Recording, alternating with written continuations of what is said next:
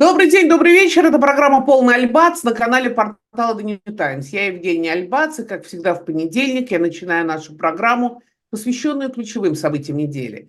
Тем событиям, которые будут иметь влияние на политику ближайших недель и месяцев. Не откладывая, подписывайтесь на канал, ставьте лайки, помогайте распространять этот эфир, пишите, где вы нас смотрите. В Москве сейчас 20 часов, на восточном побережье США час дня и полдень на Среднем Западе, где проходит конвенция съезд Республиканской партии, которая официально утвердит Дональда Трампа в качестве кандидата в президенты США на предстоящих в ноябре президентских выборов. И видит Бог, съезд этот будет звучать как съезд победителей, поскольку после покушения на Дональда Трампа на ралли в Западной Пенсильвании в субботу 13 июля многие наблюдатели здесь в США считают, что исход противостояния Байден-Трамп предрешен. Но так ли это? Действительно ли? Трамп уже 47-й президент США? Что и кто стоит за покушением на Дональда Трампа? И как это повлияет на выбор избирателей? Изменится ли риторика и трампистов, и сторонников демократической партии? Уйдет ли Байден? И кто будет инаугурирован в конце концов в качестве 47-го президента США?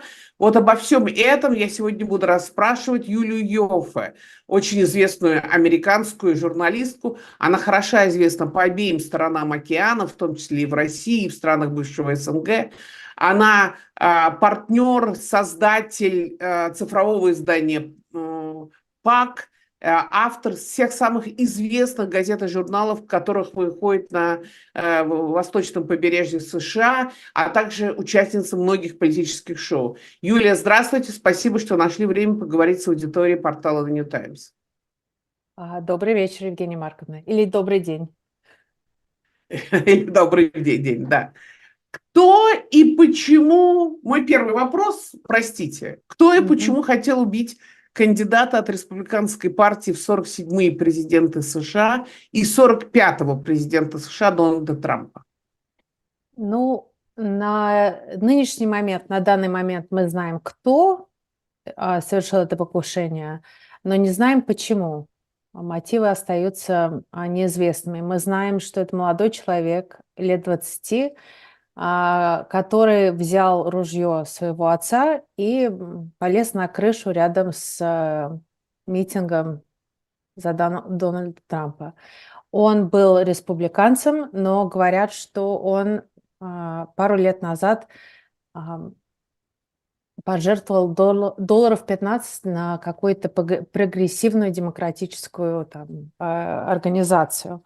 То есть, и еще говорят, что он был жертвой буллинга в школе, что у него не было друзей. То есть создается такой портрет человека, который очень часто у нас в США совершает стрельбу в школах, например, или в таких общественных местах. Такой человек-одиночка, у которого нет друзей, у которого, скорее всего, есть какие-то расстройства душевные, и у которого есть доступ к огнестрельному оружию.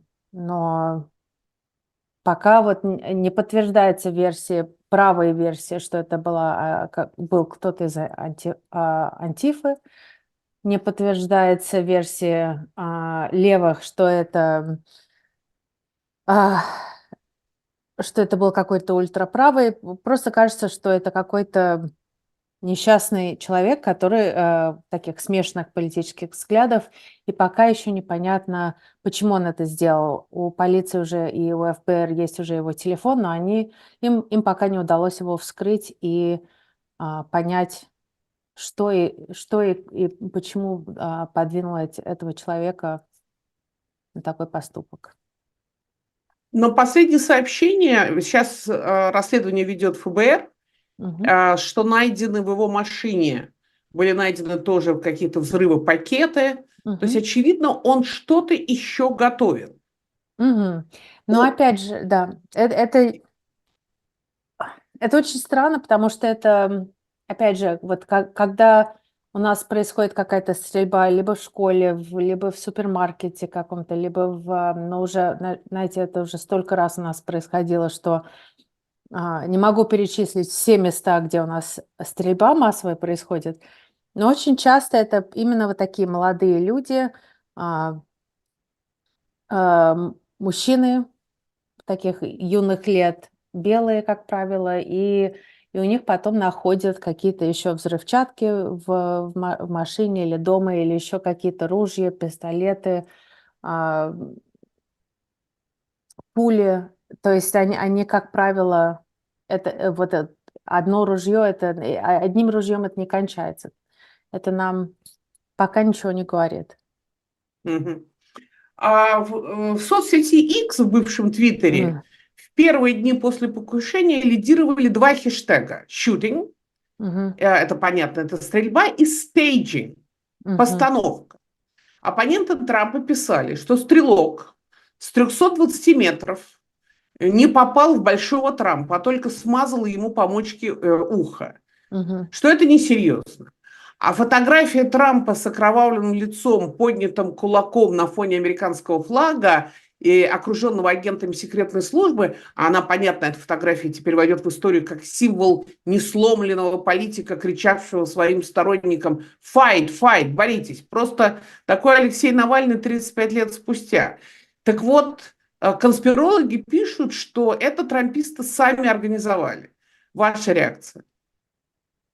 Ну, я это начала слышать с первых минут этой атаки. Я это слышала даже в своем окружении, потому что как люди вокруг меня, которые очень не любят Трампа, очень бы не хотели, чтобы он выиграл эту борьбу. Для них это казалось как бы too perfect, что... Слишком хорошо организовано, чтобы быть правдой. ой, спасибо, телефон. Нет, не организовано, то есть его оппонент Джо Байден полностью провалил дебаты. Настолько, что его партия, многие люди, члены его партии, просят его покинуть гонку и уступить место кому-то другому. Потом на следующую неделю кто-то стреляет по Трампу, его не убивает, его совсем легко ранит и создает вот такой вот фото-ап. То есть, и до этого еще наш Верховный суд признал, что Дональд Трамп может делать и мог делать, будучи в Белом доме, все, что ему хочется, и что он не подлежит суду за все, что он делает в качестве президента. То есть такое ощущение, что вот все, вот вся вселенная вступилась за Трампа, и все как бы все идет в его пользу. Это настолько как бы невероятно, что людям очень хочется понять, ну вот откуда рождается, из чего рождается конспирология, когда людям тяжело это объяснить разумом, да? И с другой стороны, я вот как раз, я была на вечеринке, когда услышала об этой стрельбе, и там был человек правых взглядов, и у него сложилась сразу другая версия, что, конечно, этот стрелок был из Антифы, что он был левым, что это, конечно, это левые оборзели, это, конечно, все, то есть была конспирология совершенно обратного типа. И мне это говорит о том, что у нас сейчас обстановка в стране настолько ангажирована, все настолько ненавидят людей из другого лагеря, все настолько боятся, что человек из другой партии придет ко власти, что люди готовы думать самые, мне кажется, безумные версии, самые безумные мысли, чтобы объяснить, как вот самое страшное для них, как вот самое страшное происходит и почему это все так происходит. Мне кажется, это говорит больше об обстановке политической в стране. Но, Юля, это же не первый раз происходит в Соединенных Штатах. Это почти, ну, я так аккуратно скажу, национальный вид спорта пострелять в президентов. В Клинтона, в Белый дом Клинтона стреляли. На Джорджа Буша-младшего нападали и даже бросали ему гранату в Тбилиси, в Грузии. В Рейгана стреляли. Ботинком еще в него. Вот. Мгм. Значит, в Рейгана стреляли и попали. Кеннеди, президента США, убили. Его брата Боба Кеннеди убили. То есть, как бы так я Мартина очень... Лютер Кинга убили, да. Ну, он не был президентом, но в Линкольн, любом ну случае да. лидером В черного Рузвельта, сопротивления. Тедди стреляли, Линкольна убили. До этого была драка в Сенате, когда один сенатор избил другого палкой своей. То есть,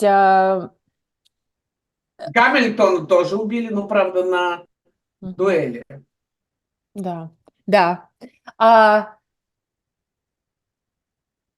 Вот в субботу вечером и в воскресенье все политики наши выступали и говорили, что насилие не имеет места в нашей политической жизни. И мне это показалось очень странным именно по этим причинам, что как раз имеет.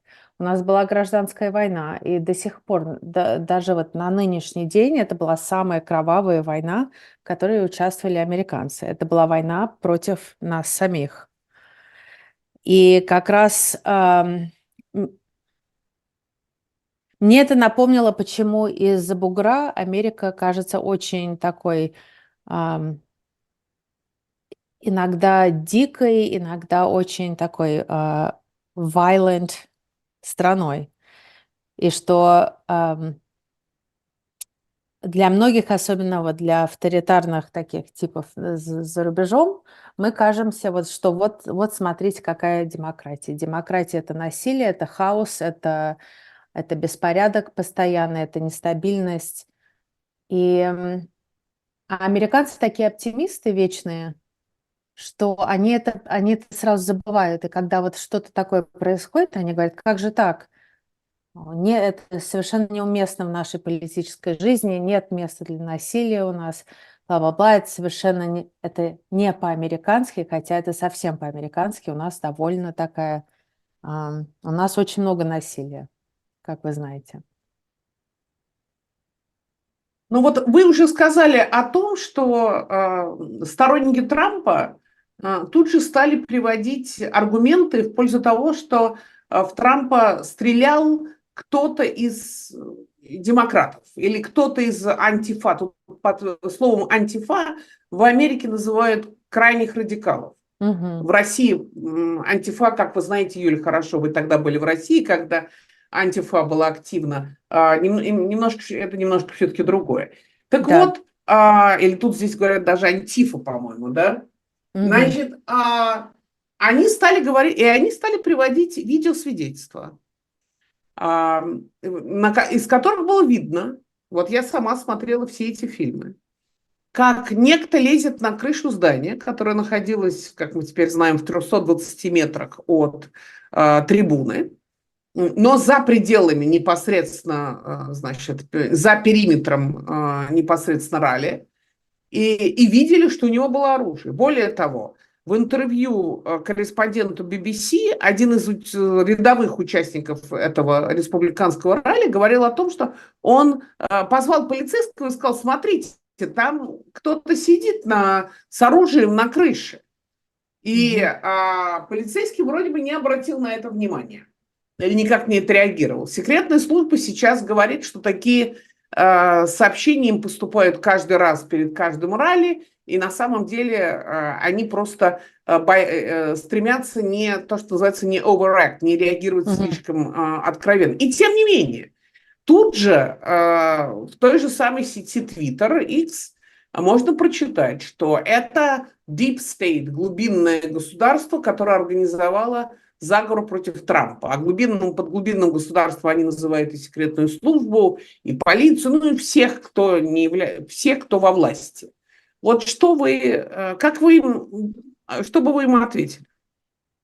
Ну, я бы сказала, что секретная служба и полиция, и все вот эти силовые структуры, и даже ФБР, это в основном такие гнезда правых политических взглядов, и там очень любят Трампа. Мне как раз на днях рассказывала одна коллега из Словакии, которая приехала на саммит НАТО, и она беседовала с какими-то агентами секретной службы, и они ей рассказывали, а, как им не нравится Байден, что он их не уважает, что единственный политик, который их уважает и правильно почитает, это Дональд Трамп, что он по-настоящему любит полицию и все вот эти силовые органы.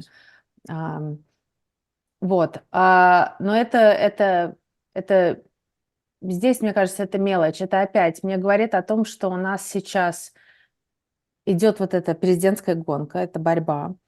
А, Никто не помнит такой хаотичной гонки. Вот мне кажется, что каждый раз, вот за последние, не знаю, 10-15 лет, с 16 года у нас вот эти президентские выборы проходят крайне, м, ну, как только поступил Трамп на the national stage, как сказать, у На нас, национальную, да, вышел на национальную сцену. да, что после этого у нас президентские гонки стали очень такими ангажированными, риторика стала очень,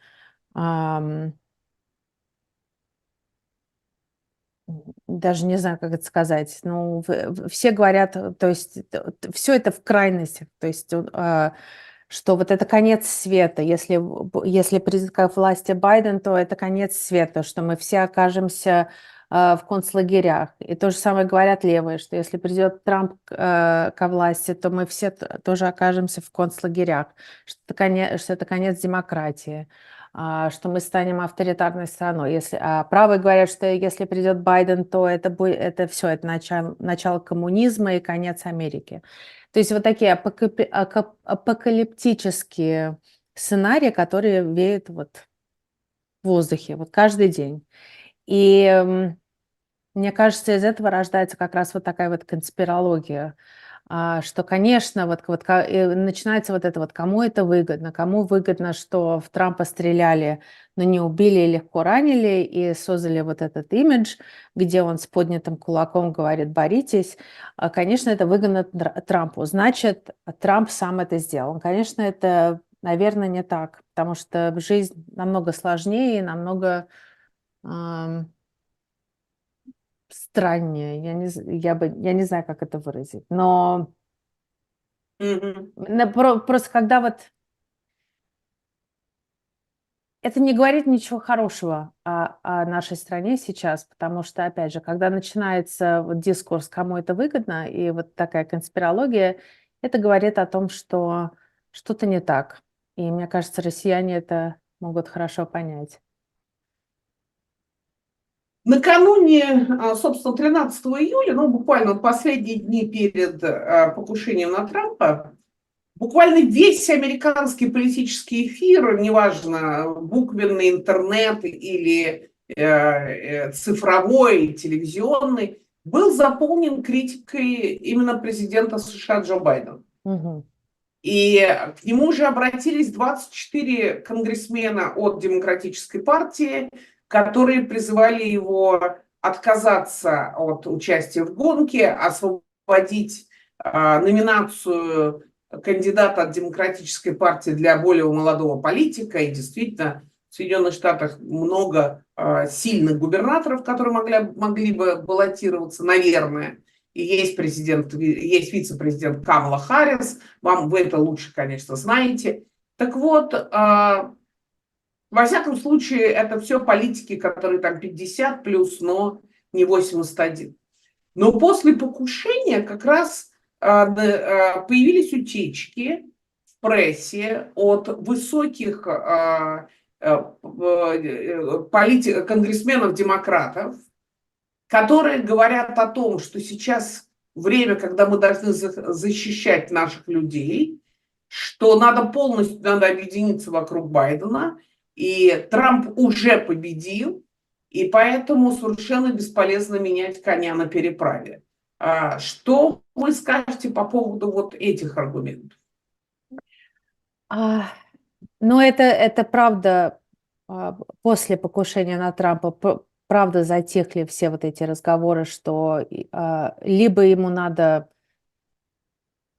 как бы отдать свое место либо Харрис, либо какому-то губернатору, скорее Харрис, потому что она может, ну, нелегко, но легче других может перехватить вот эту структуру предвыборной кампании, вот все эти средства, которые они собрали, ей бы это было проще. Но как раз сейчас это все затихло. И опять же, частично из-за этого правые говорят, что, конечно, это сделал Байден, чтобы отвлечь внимание опять, вот кому это выгодно. Им кажется, что это выгодно Байдену, а не Трампу, что это отвлекло внимание от него, от его возраста, от того, что он вряд ли может дослужить второй срок. И, конечно, он это организовал. Но мне тоже кажется, что вряд ли это так. То есть это как бы where you sit is where you stand. Левые считают, что это сделали правые, правые считают, что это сделали левые, потому что им это выгодно. Но сейчас, да, правда, это затихло, потому что до этого мне все говорили, демократы, что вот так вот, простите за выражение, как говно в проруби, мы не можем больше жить, потому что... У вас тоже в Америке говорят говно в проруби? Нет, я это говорю, живя в Америке. Значит, Ага. говорят в Америке. Нет, ну вот, ну потому что это было как бы ни рыба, ни мясо. С одной стороны, люди боятся, например, Гретчен Уитмер, это очень популярная governor, не гувернантка, конечно, губернатор штата Мичиган, который очень важный штат, чтобы выиграть президентскую гонку. Она публично все время говорила, что нет, я не хочу баллотироваться, я не буду противостоять президенту Байдену. То есть вот такая вот партийная дисциплина. Но при этом, когда он выступал буквально за день до покушения на Трампа в штате Мичиган, она отказалась с ним выступать. И мне вот источники в предвыборной кампании говорят, что это вот this is untenable, мы не можем так дальше, что с одной стороны он не уступает место, но все как бы не борются за него, и вот мы не, опять же, как говно в проруби, и так мы точно проиграем, и все говорят, что либо надо всплотиться вокруг Байдена и все решить, что все, это наш кандидат, и больше мы об этом говорить не будем, идем вперед и боремся за Белый дом, либо он уступает место, и мы сплощаемся вокруг другого кандидата. Сейчас это все затихло по понятным причинам. Но вот демократы, с которыми я говорила сегодня, вчера, они говорят, что, конечно, это вопрос времени, что с одной стороны, у нас осталось всего 4 месяца до ноября, до выборов. С другой стороны, у нас осталось 4 месяца, и это очень много времени в американской политике. И они говорят, что вот 2-3 недели назад, если бы нам сказали, что будут такие развития, про дебаты с Байденом, про покушение на Трампа, мы бы не поверили. И за 4 месяца все может произойти, любое может произойти. Может быть, очередная ошибка Байдена, может быть, он опять вот так вот замрет на сцене, или у него будет еще очередной senior moment. Может быть, Трамп что-то сделает. Я помню, я в декабре говорила с одним источником, он говорит, понимаешь, что вот 2 события могут произойти совершенно случайно, и у нас будет президентский бюллетень будет не Байден-Трамп, а Харрис и Хейли. То есть настолько это все на ниточке висит, что вот. Поэтому 4 месяца это и много, и мало. И совершенно Довольно непонятно, страшно что у все нас это будет. слышать о стране, которую называют лидером свободного мира, и о президенте Соединенных Штатов, о котором говорят, что он является, собственно, гарантом и лидером свободного мира, который противостоит такому дьяволу, как Путин, и такому сильному авторитарному лидеру, как председатель Китая Си. Но возвращаясь к ситуации вокруг Байдена, накануне покушения на Трампа пришло сообщение, что главные спонсоры Демократической партии заморозили 90 миллионов долларов до тех пор, пока Байден будет оставаться в качестве остается основным кандидатом от Демократической партии. А что теперь будет? Не знаю. Я думаю, что и они не знают, никто этого не ожидал. Как говорил Мел Брукс, никто не ожидал Гениальный продюсер. Да, как он говорил, nobody expects the Spanish Inquisition, никто не ожидал испанской инквизиции. То есть мы не знаем, что будет к пятнице, мы не знаем, что будет на следующей неделе, мы не знаем, что будет в августе. Сегодня мы узнаем, что, например, Трамп должен нам всем сказать, кто будет его кандидатом в вице-президента. Мы до сих пор этого не знаем. Начинается съезд республиканцев в Милуоки, как вы сказали. Мы не знаем, что там будет.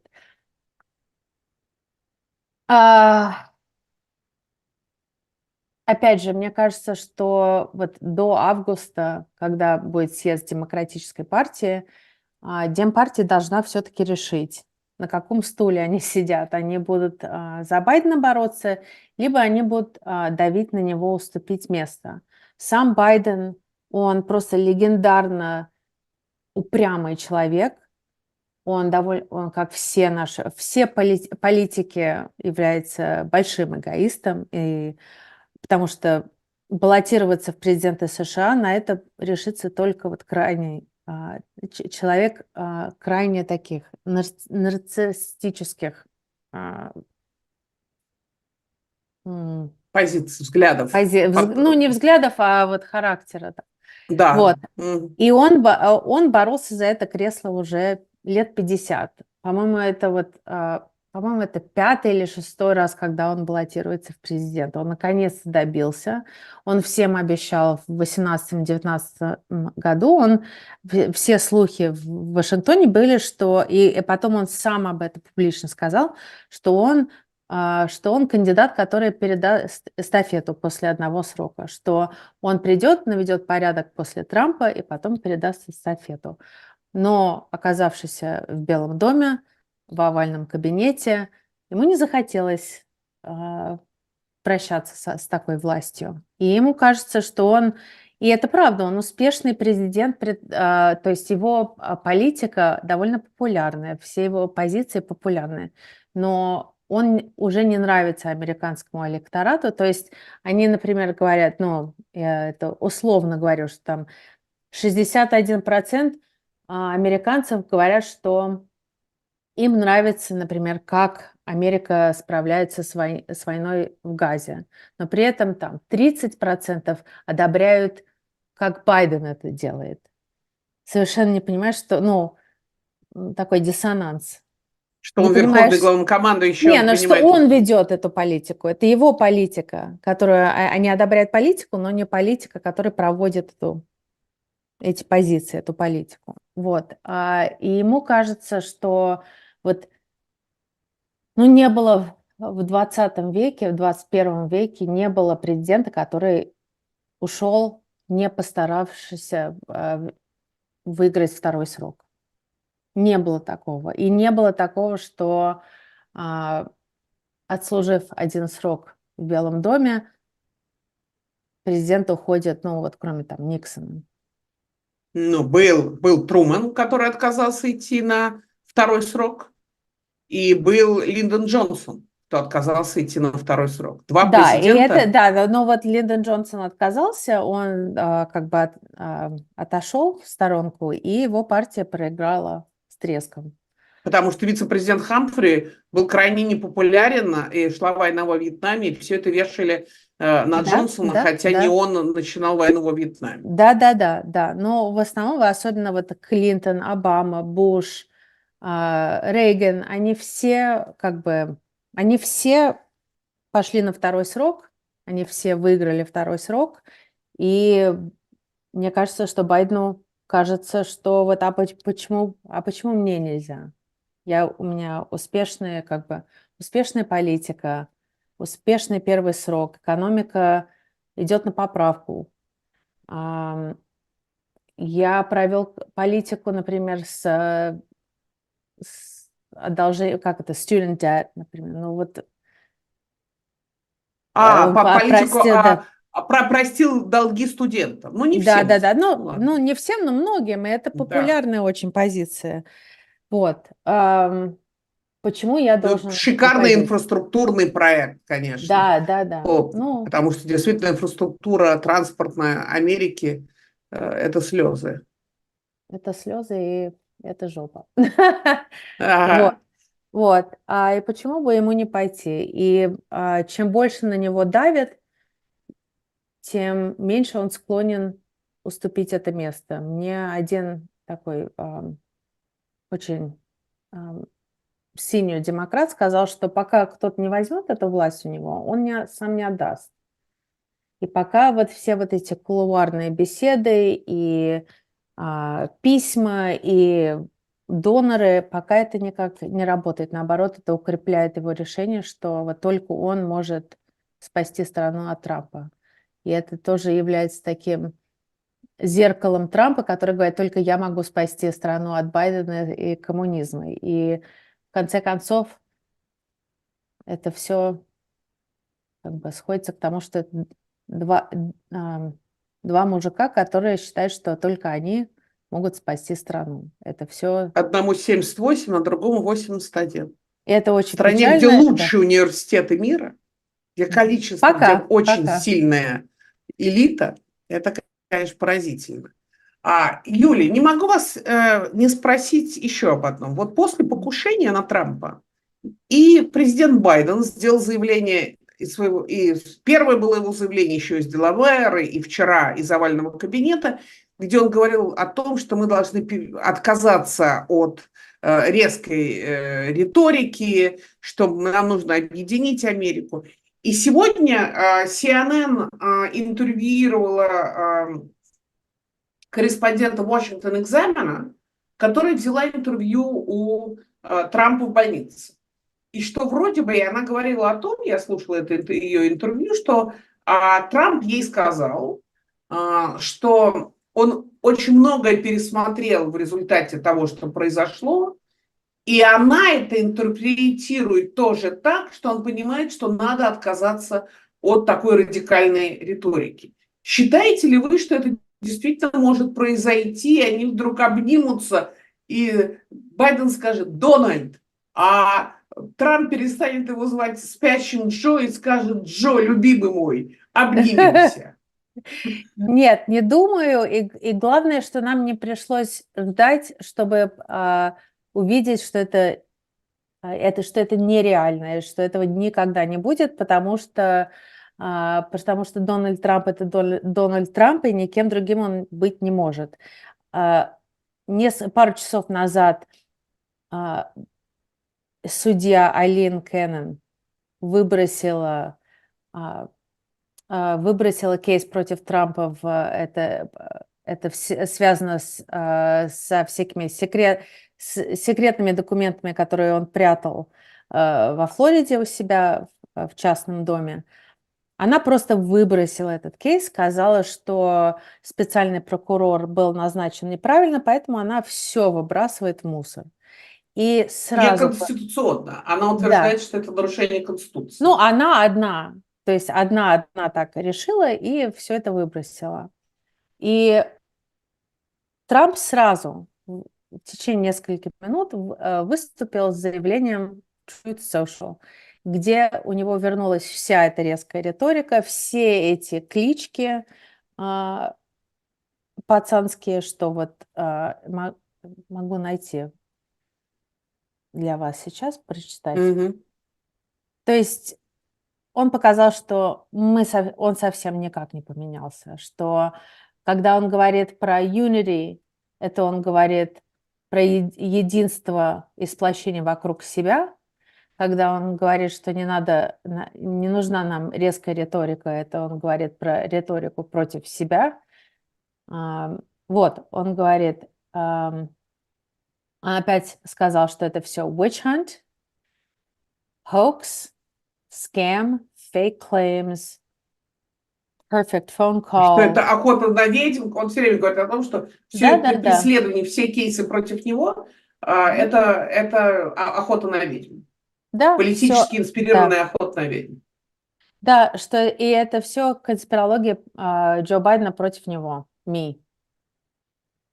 То есть это вот его вот это новое понятие, что добро лучше, что любовь, что свобода лучше не свободы, это продлилось, не знаю, меньше суток. Потому что, То есть опять того же, же уровня доверия, как когда Путин с Медведевым говорят про свободу.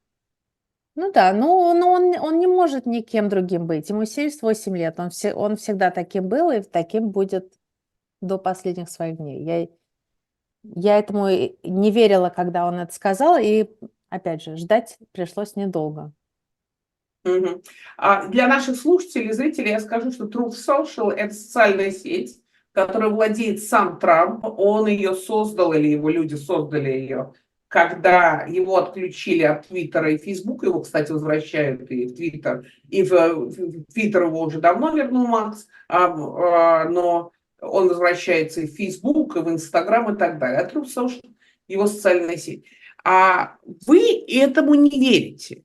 Но скажите, когда Байден говорит о том, что надо отказаться от такой резкой риторики, то тут же комментаторы американские на том же канале CNN приводят слова о том, что вот утверждение демократов, что это выборы экзистенциальные, то есть выборы вот, либо Байден, либо смерть, что приход Трампа – это конец американской демократии. Вы считаете, вот эта риторика, она оправдана? Она имеет что-то под собой? Да, имеет, конечно, особенно когда сам Трамп говорит, что он сам рассказывает о своих планах на второй срок, что он воспользуется Министерством юстиции, чтобы охотиться против своих политических соперников, включая тех, которые служили в первой его администрации, которые потом, уйдя из администрации, сказали, что он там плохой, такой-сякой и так далее, что он их всех арестует. Он сам сказал, что если он вернется в Белый дом, он позволит республиканским штатам следить за менструацией женщин и за их беременностью, что он выйдет из НАТО, что он прекратит помощь Украине, что он не против Си Цзиньпина и Путина и всяких там диктаторов, что это его друзья. Он сам нам об этом рассказывает, что он будет делать, придя ко власти. При этом мы знаем, что когда он баллотировался в первый раз в 2016 году, он первый начал говорить про Хиллари Клинтон, которая баллотировалась против него, lock her up, то есть Да, надо в ее клетку. посадить. Ее надо посадить. И его фанаты скандировали lock her up. И на съезде республиканской партии, и на всех его митингах и так далее. Когда он говорит, что надо закрыть границу всем мусульманам, когда он говорит, что он проведет огромную, самую большую депортацию мигрантов в Америке. То есть он нам всем рассказывает, что он собирается делать, что он собирается, что если будут беспорядки или будут какие-то протесты против него, что он даст команду армии США разгонять эти протесты, что является неконституционным, но нам уже сказал Верховный суд пару недель назад, что он это может сделать вполне, что он может даже убивать своих политических оппонентов, и у него будет на этот случай иммунитет, что его за это засудить нельзя. То есть он нам сам об этом рассказывает. Это не вымыслы, это не фантазия какая-то, это все опирается на его словах. И началось это, конечно, с 2016 года, когда он сам стал баллотироваться в президенты, и вот эта крайняя риторика пошла именно от него. И сейчас мы видим, например, всплывают все эти клипы, как он реагировал, и у меня я сразу начала об этом вспоминать в субботу вечером, когда я услышала, что Байден выступил и сказал, что это неуместно, что это ужасно, это sick, что нельзя так себя вести в Америке. По И поводу что, покушения. да, по покушению на Трампа, и что он очень рад и благодарит Бога, что Трамп в безопасности, что ничего с ним не случилось серьезного, что его не убили. И я сразу подумала, что в обратном случае Трамп бы этого не сделал. И сейчас начали всплывать всякие клипы, когда вот, например, было покушение на мужа Пелоси, которая тогда была спикером.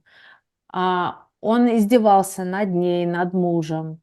Сейчас я видела клип, как Трамп в Твиттере в 2020 году сделал клип с музыкой, где он не только одобрял этот поступок, но прямо вот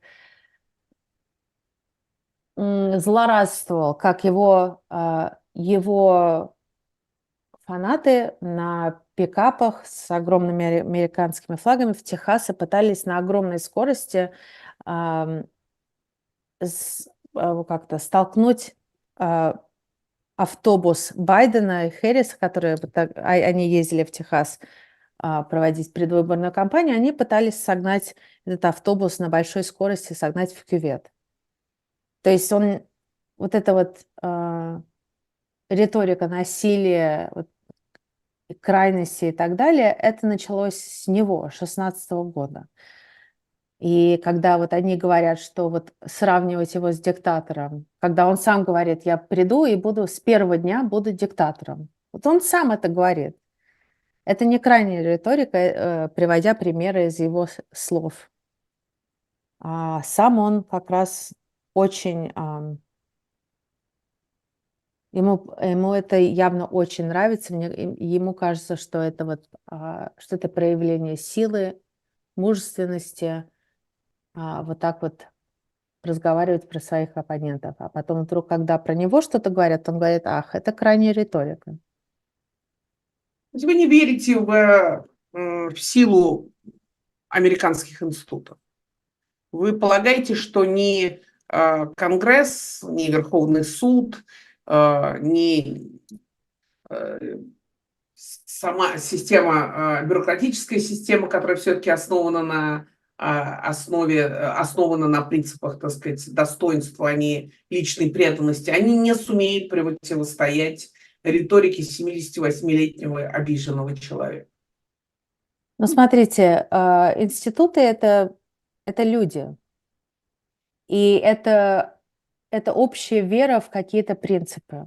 И общее согласие, что эти принципы, что это что 2 плюс 2 это 4, что это должно быть согласие, да. Вот, например, мы соглашаемся, что $1 это $1, и что если я вам дам бумажку, на которой вот эта картинка и $1, что это равно $1. И если у нас нету этого согласия, то это вот, то эта валюта уже недействительна. Мы верим в И Федеральной резервной системе, но мы же Ну, не верим не-не-не, но мы главе верим, например, что написано в Конституции. И верим ли мы, что это означает, что эти слова означают одно и то же для меня, что они означают для вас. И мы видим все больше и больше, что эти понятия расходятся у нас. И мы видим это в Верховном суде, мы видим это в Конгрессе, что и как раз отцы-основатели об этом писали, что самое худшее, что может произойти, это политические партии, что вера в политическую партию превзойдет над верой в страну, в Конституцию и так далее, вот в это единство. И мне кажется, и МакКоннелл, это лидер республиканцев в Сенате, и Трамп понимают, что институты – это люди. Это люди, и мне кажется, россиянам это очень понятно, что это люди, например, судьи, это бюрократы, которые сидят на хорошем теплом месте, которые не хотят потерять работу.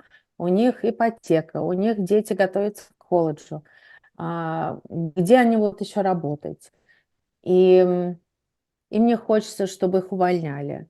Да, у нас в Америке намного больше идеалистов, чем в России. Намного-намного больше. Американцы, конечно, этим отличаются. Но мы видим, как судьи, назначенные Трампом, постоянно обходят закон, чтобы вынести приговор в его пользу. Просто в каких-то... Даже вот когда было вот это дело про иммунитет Трампа, был довольно узкий вопрос. Мог ли он попросить своих сторонников противостоять подсчету голосов и в Конгрессе тогда, 6 января 2021 года. Вместо этого судьи, которые он назначил, сказали, что не только в этом случае он может, но он может все. Он может все при все.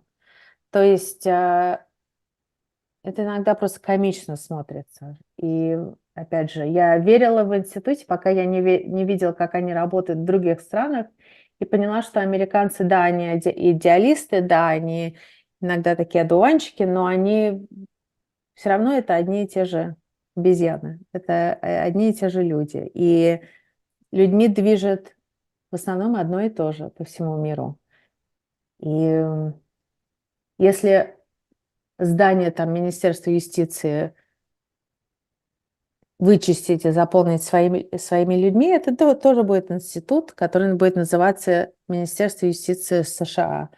Но это уже будет не тот институт, и он будет служить Это будет совершенно организация, другому. agency, которая будет называться Министерство юстиции США, а Мгм. все-таки там будут нормы и правила, то, что мы, собственно, и называем институтами, которыми они должны будут следовать. Но, Юлия, Ну я вот, вам приведу например, два смотрите, примера. вот смотрите, когда было самое первое решение Верховного суда Соединенных Штатов в XVIII веке или в начале XIX, они даже писали, что вот мы написали это решение, и теперь мы не знаем, кто будет его исполнять. У нас армии нет, у нас полиции нет. То есть это все должны согласиться, что мы решили правильно, и теперь все будут следовать этому закону. Это, конечно, фантастика, что это сработало. И сейчас мы видим, насколько это распадается, что если все как бы не все согласны, что А равняется А, и что вот в Конституции написано то, что мы считаем, что это все распадается очень быстро. Я вам приведу 3 примера, если позволите. Мгм. Первый. Когда Трамп проиграл выборы в 2020 году, они подали 64 иска. Мгм. 63 иска они проиграли. Мгм. Хотя, оспаривая результаты выборов в разных штатах. Хотя среди тех, кто выносил решение по 63 искам, были в том числе и судьи, назначенные Трампом. А вообще большинство судей назначено Трампом, потому что когда Обама ушел, осталось незаполненными несколько тысяч. Почему они были не заполнены? Ну, потому что была проблема противостояния с Конгрессом. Да, Ну, потому в что том числе. республиканцы отказывались от номинации Обамы. Но я говорю сейчас в данном случае, среди этих 63 судей было довольно много назначенные Трампом судей, которые, тем не менее, сказали, нет, выборы прошли нормально, и вы их просто проиграли. Там, по всем этим кейсам. Это первое. Мгм. 63 иска он тогда проиграл. Мгм. Трамп хотел применить армию, как вы говорили, против протестующих в Вашингтоне. Тогда было заявление, по-моему, начальников штабов, которые заявили о том, что армия служит Конституции Соединенных Штатов и народу Соединенных Штатов, а не отдельному человеку. И было понятно, что армия не выйдет на улицу. Это было очень жесткое заявление. Да? И опять среди тех, кто, как вы говорили уже о том, что среди армейских очень много сторонников республиканской партии. И Трамп, когда пришел во власть, он сначала, весь его Белый дом был вообще похож на значит, штабы, на собрание армейских штабов. Короче, это вот второй пример. Наконец, третий пример. Знаменитый пересчет голосов во Флориде, когда Верховный суд Флориды останавливает пересчет и таким образом отдает победу Джорджу Бушу-младшему. Мгм. И Гор признает поражение, и Америка принимает в качестве президента Джорджа Буша, хотя до сих пор, если вы спросите демократов, они скажут, Гор победил. Да, да. Это, с моей точки зрения, это как раз свидетельство работы институтов. Да, Люди могут думать что угодно, а да, но вот институты, нормы, их держат в некоторых рамках. И говорят, ни-ни, туда не ходи, парень. ну, а с другой стороны, посмотрите, что решил, опять же, что решил Верховный суд в последнем своем решении про иммунитет президента. Суд ему отдал полномочия, которые он даже не просил, которые его юристы даже не просили. Они наоборот, решили решить не только вот этот вопрос, но вообще настолько расширить его полномочия президентские, что вот не знаю, дыхание замирает. И Сотомайор и другие судьи в Верховном суде сказали, что теперь у нас будет король. Мне кажется, что Трамп, вот все, что я читала о нем, что он извлек какие-то вот, то есть за последние 8 лет, и особенно за последние 4 года, он извлек какие-то очень важные а, а, потеряла слово. Уроки. Уроки. Что, да, что если в 21 году э, командующие армии отказались выводить армию, значит, их надо заменять на других. Если судья отказался выносить там решение за него, значит, надо судью заменять. И если там глубинное государство против него, значит, его надо вычищать и закрывать все подряд. И он об этом открыто говорит, его сотрудники об этом открыто говорят. Это не значит, что ему это удастся в первый же день или даже в первый же год, если он вернется в Белый дом. Но он очень сильно пошатнул американские институты власти всего лишь за 4 года и вообще за 8. Посмотрите, что сделала вот эта судья Айлин Кеннон во Флориде. Это Сначала та же, она... кстати, судья, которая отложила Да, рассмотрение. Да, та самая. да. Она то откладывала, то назначала всякие слушания, которые были совершенно не нужны. И все юристы, эксперты говорили, то есть мы не понимаем, зачем она это делает. Никакой судья другой бы этого не сделал. Либо, и у нее не было вообще опыта судьи, либо она это делает, потому что она такая неопытная, либо она делает это, потому что из циничных Она является сторонницей Трампа. да. Или вы думаете, ее подкупили? Я думаю, что ее не подкупили, но ее муж был фандрейзером Трампа. То есть он ее номинировал на это место.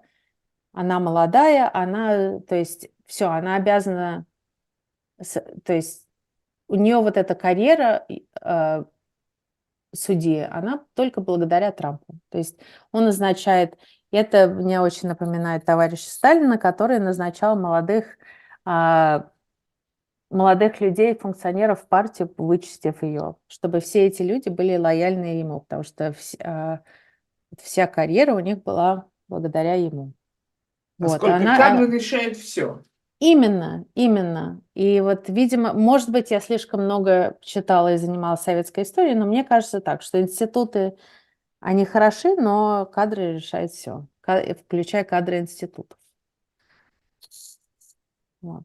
Ну, давайте мы согласиться, не согласиться, потому что я всегда в этот момент, я вспоминаю о том, что отцы-основатели Соединенных Штатов Америки говорили о том, что негр является, так они говорили, да, так тогда говорили, да, и так это по-русски, является двумя третями от белого человека. Тремя, Три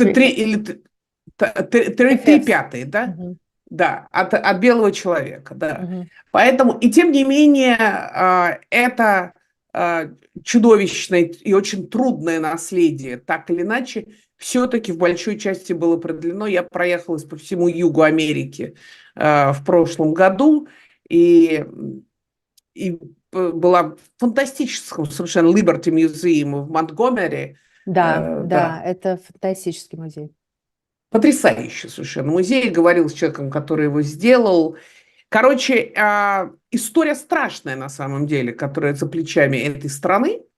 Мгм. И многие как раз в моей и в вашей бывшей стране не знают совершенно этой истории. Но, тем не менее, она и показывает, насколько эта страна способна все-таки преодолевать Да. самые страшные свои предрассудки. Да, но она это делает очень часто через насилие. Вспомните насилие 50-х и 60-х, и насилие, с которым встречались сторонники демократии, которые боролись за права афроамериканцев, чтобы они могли голосовать, чтобы они могли учиться в тех же школах, плавать в тех же бассейнах, строить дома и покупать дома в тех же населенных пунктах. Это всегда в Америке делается через насилие, потому что establishment и люди, которые не хотят ничего менять, борются за это в кровь. И, видимо, нас предстоит еще один такой период. И плюс И вот я тут... хочу сказать Мгм. про крайнюю риторику.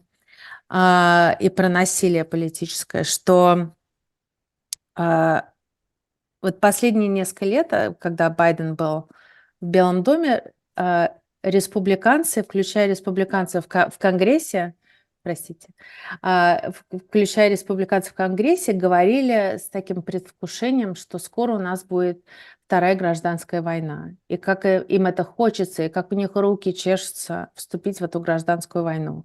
И что как раз они запаслись оружием и пулями и так далее, потому что вот скоро, вот-вот-вот, сейчас будет вторая гражданская война, и уже давно пора, и мы готовы, и ее хотим, и ждем с предвкушением.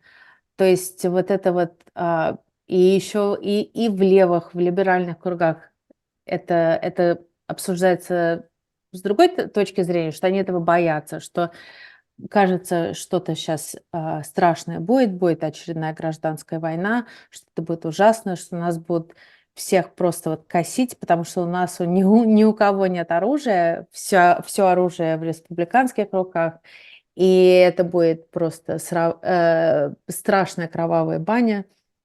То есть вот это вот, это все, то есть вот подоплека, она тут. И мне кажется, при том, что все говорят, что не имеет места насилие в Америке, в американской политической жизни, оно всегда было, и опять наступил период, когда люди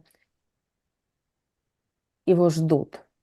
Либо с предвкушением, либо и со смаком, либо со страхом. И это очень страшно. Вы практически повторили, вот у меня написан этот вопрос, потому что среди моих собеседников, в том числе в городе, где вы живете, в Вашингтоне, Несколько человек мне как раз говорили о том, что они боятся, что сейчас будет этот copycat эффект, что Мгм. сейчас будет, вот пойдет эта волна насилия. То есть Мгм. вы тоже ожидаете, что в ближайшие 4 месяца может развернуться стрельба? Нет, не факт. Я не знаю. Я просто говорю о том, что это просто на слуху, что люди уже много лет это обсуждают. Люди говорили, что если проиграет Трамп в 2020 году, будет гражданская война. Если он выиграет, будет гражданская война. То есть ам, это скорее опять говорит больше о ситуации в стране, что все к этому готовятся и почти готовы. Не значит, что это будет, но вот состояние такое. Очень нервное, очень такое напряженное. И вот что-то вот кипит под поверхностью. А вы полагаете, вот ваше поколение, да, Мгм. молодые люди? Я вчера разговаривала с сыном моей приятельницы. И он примерно, вот он как раз из вашего поколения. И Мгм. когда я спросил, вот думаешь ли ты, что все уже решено, он ответил, нет, нет. На самом деле, те, кто собирался голосовать за Байдена, будут голосовать за демократов, кто собирался за Трампа, будут голосовать. 4 месяца наша задача убедить колеблющихся, что за Трампа голосовать нельзя. И меня как-то, знаете, очень вдруг вдохновила его такая абсолютно убежденность в том, что он не считает вопрос решенным. И я подумала, вот как вам кажется, вот ваше поколение, поколение 30-40-летних, Мгм. способны противостоять вот этой риторике насилия, которая исходит от элиты старого образца? Я думаю, что оно исходит из нашего поколения тоже. Мы тоже боимся, и мы теперь уже не такие молодые, у нашего поколения уже и дети, и ипотеки, и так далее. Это период, когда люди становятся более боязливыми, более консервативными, но не в смысле политических взглядов. Ам, как раз вот самое молодое поколение, оно полностью разочаровано в нашей политической системе. Они разочарованы и капитализмом, и демократией, и многие из них не будут голосовать, как мы видим, в ноябре. И это, мне кажется, это тоже страшно, что они как бы потеряли вот эту веру в демократию и вот это вот американское, ой, вот это вот американскую веру, что завтра будет лучше, что завтра должно быть лучше, и что надо работать, чтобы было лучше. И эта вера сохраняется, потому что у нас вырубился Вот эфир мне буквально. кажется, Да. мне кажется, что у нашего поколения и поколения постарше это сохранилось, у самого молодого поколения ее, кажется, нет. Но вы же не М. можете допустить, чтобы ваши дети росли в условиях гражданской войны. Ну, а что, окей, а что я могу сделать? Ну, я думаю, что вы можете, я думаю, что Не не знаю. допустить. Это то, что мы не сделали в России. Это мы не Да, но сделали в я, да, России. да, я понимаю, но вот когда видимо, я слишком много времени провела в России из-за учебы советской истории и в российской политике, но я просто вижу ограничения людей. Вот что один человек может сделать. Я ам, где-то год назад говорила с подругой, которая живет в Петербурге, и она что-то такое сказала, что пока меня это все не касается, мне все равно. Это человек, который ходил на митинги Навального, на митинги 11-12 годов. Я говорю: "Как же так? Это так как бы безжалостно, хладнокровно". Она говорит: "Ну, а что ты хочешь, чтобы я сделала?" Она говорит: "Я могу выйти на улицу с транспарантом, меня скрутят вот до того, как я смогу даже его развернуть. Меня загребут, меня посадят на 10 лет, я своих детей не буду видеть 10 лет, и все равно ничего не поменяется. Вот, ну вот что ты от меня хочешь?" И у меня вот есть вот этот русский фатализм, который у моих коллег и друзей отсутствует американцев. Они все-таки, вот, и я уже вижу, как молодые демократы, ну, демократы моего возраста, я не могу сказать, что мы уже такие молодые, что они говорят так: все, хватит там размазывать сопли, все, собираемся, боремся, надо как бы организовывать это все, надо выводить людей голосовать, надо бороться, мы не можем этого допустить и так далее. Но меня, видимо, вот эти корни, они очень сильно определяют мои взгляды и мой пессимизм. Юлия Йоффе, спасибо вам большое за участие в этой программе. Я очень надеюсь, что все-таки до крайних вариантов в Америке не дойдет. В любом случае, Я думаю, что хочу не сказать, дойдет. Я думаю, что не дойдет. Мне кажется, что не будет гражданской войны. давайте постучим по дереву. И я вам хочу сказать, что для человека как раз из России наблюдать за американской политикой – это такой невероятный кайф. Я очень рассердилась, когда у меня отняли нормальные праймерис, значит, поскольку не было нормальных ни праймерис, ни республиканцев было, но они были тоже очевидные. Но в любом случае, вот наблюдать за настоящей политикой, даже в ее некоторых таких крайних проявлениях, вы знаете, это потрясающе, Юля. А у нас такое ощущение, когда мы наблюдаем за французской политикой или за британской политикой, где много разных партий, где они строят коалиции, где есть два тура, который дает, например, левым и центристам собраться и победить правых. И мы на это И смотрим. снять своих кандидатов для того, чтобы не допустить фашистов к власти. Вот. А мы на это смотрим вот с такой ревностью, что вот, смотрите, как живут в цивилизованных странах мира. Так Ну, что... потому что у вас неправильная политическая система. Вот, а вы Там с кайфом, парламентская республика. а вы с кайфом наблюдаете. Все равно наблюдаю с кайфом. Это политика. Спасибо вам, Юлия Йоффе, спасибо вам огромное. Я надеюсь, что не последний раз на этом канале. На этом все. Я прощаюсь с нашими слушателями. Ставьте лайки, подписывайтесь на канал, комментируйте, пишите, откуда вы нас смотрели. И встретимся через неделю, как всегда, в полном Альбаце в 20 часов по Москве. Пока-пока.